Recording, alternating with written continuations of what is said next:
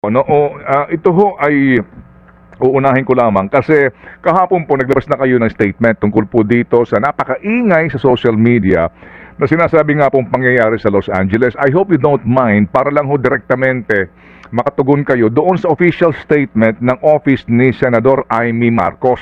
Ma'am ha? Babasahin ko lang po ito para po ang tugon po ninyo ay eksakto. Dito po sa kanyang statement na inilabas July 14, dito po sa mga sinasabing aligasyon, given the gravity of these allegations and the matter's undeniable public interest, I urge Malacanang to issue a comprehensive report on the circumstances of Mr. Tantoco's death. Ito po yung pagkamatay ni Ginoong Paulo Tantoco at kami po humihingi ng pangunawa sa kanyang pamilya sa pagtalakay po sa isyong ito kasi nga po ito ngayon ay nagkaroon na po ng usapin dahil sa statement na ito ni Binibining Marcos, including any involvement, direct or indirect, of the First Lady or other Philippine government officials. I also call for the clarification of the First Lady's whereabouts in the relevant time as may be reflected in official records such as the medical examiner's report to dispel further speculation. Ano po ang inyong pong official pahayag po dito? Unang-una po, hindi po kami maggagawa ng pagpapaliwanag dahil lamang sa utos ni Numa. Kahapon po, binigay na po namin ang statement para po maliwanagan ang taong bayan dahil nga sa kumakalat na fake news na ito, disinformation. We owe it to the people para po yung mga tao po, ang taong bayan po ay makita kung sino ba'y nagsisinungaling at sino yung gumagawa-gawa lang ng kwento. So wala po kami obligasyon na mag-report kay ninuman, obligasyon po namin na ipaalam ang katotohanan sa taong bayan. Opo. At ano po ang katotohanan po ma'am dito po na binabanggit po ninyo? Yung pong pinalabas sa Sena Police Report, digitally altered po yun. Na binabanggit pati yung pangalan ni First Lady, yung party po na yun, digitally altered po. Digitally altered. Opo. Digitally altered po ito. Meron ho ba kayong informasyon kung sino ang may gawa nito? Wala po kaming alam na informasyon kung sino mismo yung nag-alter, pero kung sino yung naglabas, ang presumption, siya yung nag-alter. Presumption. Ganda naman sa batas natin, sa law. Kung sino may hawak na fake documents at siya ang nagpalabas ito, ang presumption, siya yung gumawa. Opo. Yan pong sinasabi niyo siya ang may gawa po at ang presumption po siya pinanggalingan nito. May sinasabi ho kayong mga taong responsable nga at kakasuhan daw po. Meron ho ba kayong informasyon kung sino-sino itong kakasuhan at ano po ang kasong kakaharapin? Dinawin ko lang po, Sir Ted, wala po akong sinabing kakasuhan. Tinanong lang po sa akin ay posible bang kasuhan. Okay. Ang sabi natin po kahapon ay pag-aaralan, pero malamang ay napapanahon na. So kung kakasuhan po, ayan po ay depende po sa unang ginang at sa mga taong involved po at pag-aaralan po yan. Opo.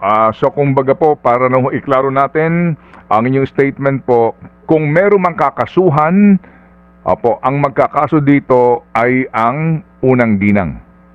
Opo, saka yung mga taong nadamay po, mga pribadong taong nadamay sa kagagawa nito mga obstructionist.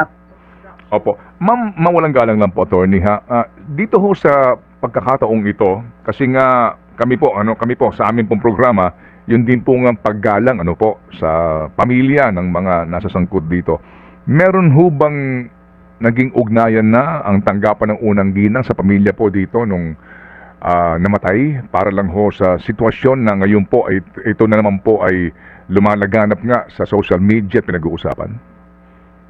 Sa aking pagkakaalam, meron po at yun nga po ang unang ginang po actually para sa sarili niya hindi lang po siya nag-worry for her dahil alam niya po yung katotohanan. Mas nag-aalala po siya sa pamilya na nagluluksa, yung naaapektuhan, mga pribadong tao na naapektuhan dahil lamang sa gustong sirain ang unang ginang at ang Pangulo, pati na ang administrasyon. So doon lang po siya nag-worry. Opo. Yun ho bang ginang nito pong sinawing palad rito ay konektado pa po? Konektado ba daw ho hanggang ngayon sa palasyo at may posisyon sa tanggapan ng unang ginang? Yes po.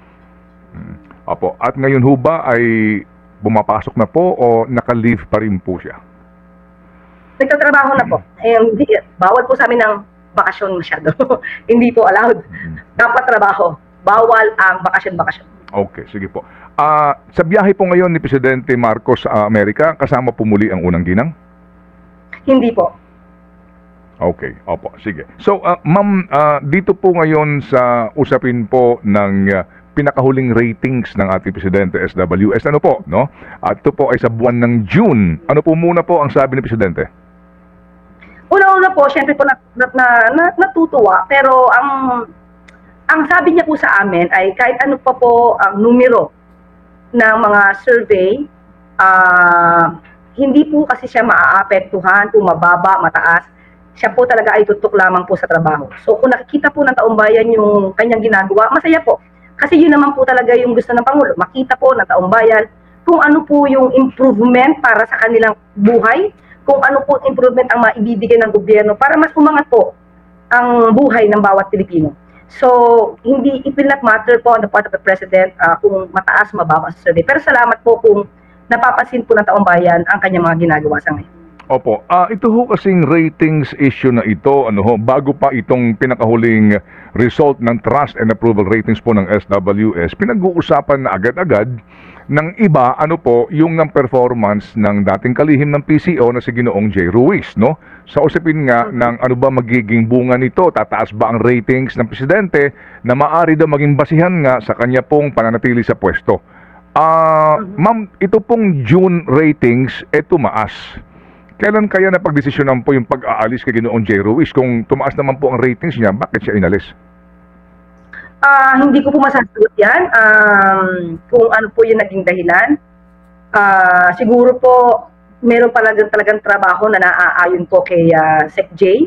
Ruiz. So hindi ko po masasagot categorically kung bakit po siya natanggal or pinalitan ng Sec Dave Gomez ngayon. Sa ngayon ho ba, ma'am, diyan po sa PCO, meron ho bang nangyayari o mangyayaring balasahan in the light din po of the news report na yun daw pong mga quote-unquote political appointees ay pinagbibitiw? Opo. Meron po. Kasama po tayo dyan. At maggagawa po tayo at magbibigay na po tayo ng courtesy resignation. Opo. Kasama po kayo sa obligado dito po sa order ni OIC Secretary Dave Gomez. Kailan po kayo maghahain, ma'am, ng inyong pong courtesy resignation, attorney? Ngayon po. Opo. Pwede ba paghintay muna matapos ng aming interview?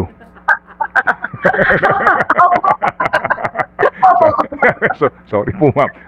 Anyway, opo. Ma'am, ito hong ngayon na bago nga pong PCO acting secretary kasi wala pa naman siyang confirmation. Ito hong sinasabi kasi nung una parang performance, 'di ba? Ang magiging batayan daw po nung magkakaroon ng performance audit, no? Opo. Ngayon po bago na po ito, ano ba ang balita diyan sa palasyo? As in resign all na tapos bahala na itong bagong upo na ang mariretain?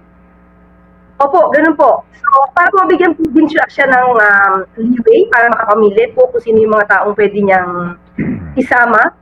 At syempre po, mas maganda po talaga kung kilala niya yung tao na makakapagsilbi po para sa taong bayan.